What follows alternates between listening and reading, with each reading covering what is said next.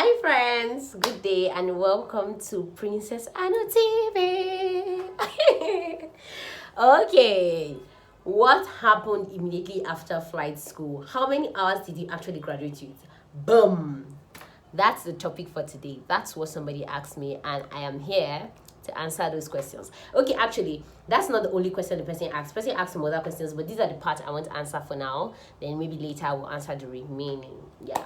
But just in case you're new to this channel, my name is PrincessAnu, and on this channel we talk about aviation, motivation, and adventure. And if you've not yet subscribed, I wonder what you're waiting for.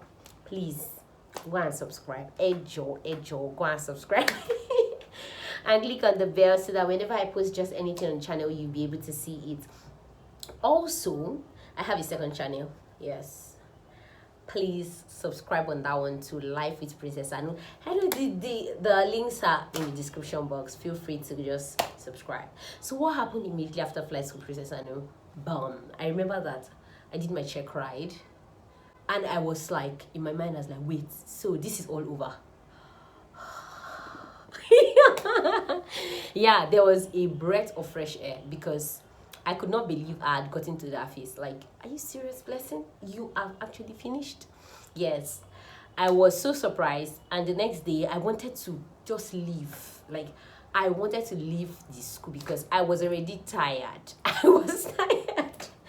I couldn't wait. I remember then anytime I come back on holidays, people will ask me, how are you done with training? You know, even now that it's been 1 year plus that I've been done with training, people still ask me, are you still doing flight training? In fact, some people still feel I'm still doing flight training. It's quite funny, but these are things that happen.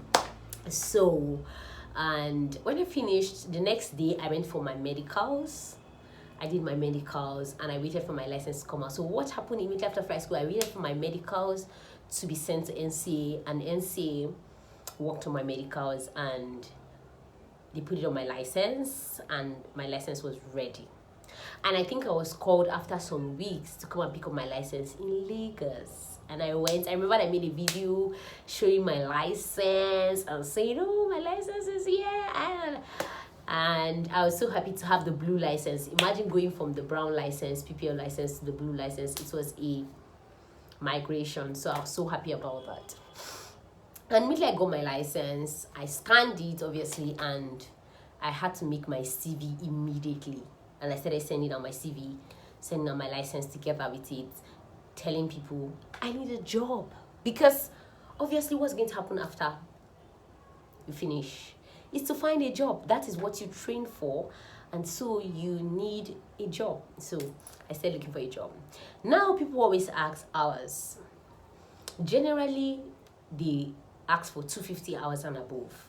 Like when they're taking second officers, to be specific, second officers. When they're taking second officers, they ask for 250 and above. That's usually the basic requirement. I remember I applied to some companies. They said, oh, 250. Some companies said, oh, I wish you already had 500 hours. Some companies said, oh, I wish you already had a type rating. Some companies said, oh, okay, no, you're not qualified now because of our insurance. Your hours are not enough, so you can be considered now and all that.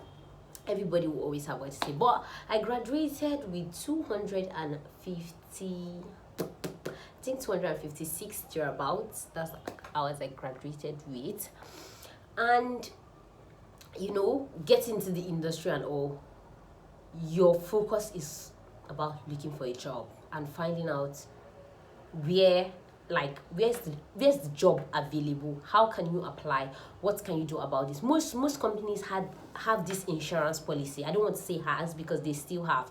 Most companies have this insurance policy that you must have 500 hours before you can be in the cockpit and before they can put you under their insurance. So if you don't have 500 hours, they don't want to insure that person because the cost is higher for somebody that has less hours. That's why outside the country, you always hear you must have 1,500 hours. They had to bring it up. I heard there was an incident that happened and they had to bring up the hour requirement. So, but in Nigeria, second officers, not only in Nigeria, in several other countries, second officers, if you want to be a second officer, especially for airlines that are like coming up and all, and they have a routine, they call it can be cadets, pilots, and they go to second officers, and you go, up the ladder. You must have at least 250 hours. So basically, these are the two parts of this question I said I'm going to answer today. Well, everybody always looks for searching for jobs, I'm telling you. So after that, getting my hours, looking at it, putting in my CV and sending it, and that thing I thought to do, okay, how can I get it typed? Because most of the companies were asking, do you have a typewriting? Do you have a typewriting? In fact, another very annoying part of this was that you coming out with your CPL license, even if you have an instrument rating and multi-engine rating, it looked like you did not even have anything at all. Like, some people make you feel like you've not gone anywhere. It's not that that's completely a lie, but they don't even recognize that if not for the way the country is, that you don't have a lot of general aviation, like small aircraft that you can fly and just get some money, like GA, maybe crop dusting, or you take supplies from states to states and all that. Some other countries have this kind of general aviation that when you're done, people fly all those caravan, fly all these small aircraft that you're already typewritten on from school, and they use it to like build their hours, and so it's easier for you to get the job after you've gotten like 1,000 hours and all, or even 500 hours basic. Even if you've gotten it on propeller, it's still something. Even if you've gotten it, though people always say, oh, jet hours, it's still something. Do you get me? Yeah, but we don't have all those things. So when you come out, they're like, do you have a type? Say, I don't have a type. Remember then when I'm like, I don't have a type yet. It's like, she has not gone anywhere. See, just leave it. Look for someone that has a type. Because everybody wants someone that has already done the whole homework and they just take you. You don't want to train anybody. Most companies, let me not say everybody, most companies don't want to train because they're like, we'll train you, another company will take you away from us. And also, I had this challenge of people just looking at it, okay, let's see what we can do. But you don't have a type. Can you go get a type? And so I started planning on getting a type. I think I'll have to stop this my story here so that I can answer the remaining. But basically, that's what I did after flight school. And this is already, like I said, 1 year. I finished last year February. This is August. Yeah, so I've done already 1 year, you know, and a few months. So I hope it keeps getting better. I'm going to keep updating you guys. Obviously, that's what I do. Just come here, sit, talk, update, say it as it is. Actually, I don't really say it as it is. I say it as it is here, but I go more in depth on the membership platform. So in case you're not yet a member of the channel, please go and become a member of the channel. Yeah, I love all of you. I love all of you equally. But I also appreciate people that go the extra mile to support me. I appreciate them so much. Special thanks to members of this channel. If you're not yet a member, the link is in the description box. Go and become a member of the channel. I'm talking too much. I'll see you in tomorrow's video on the what?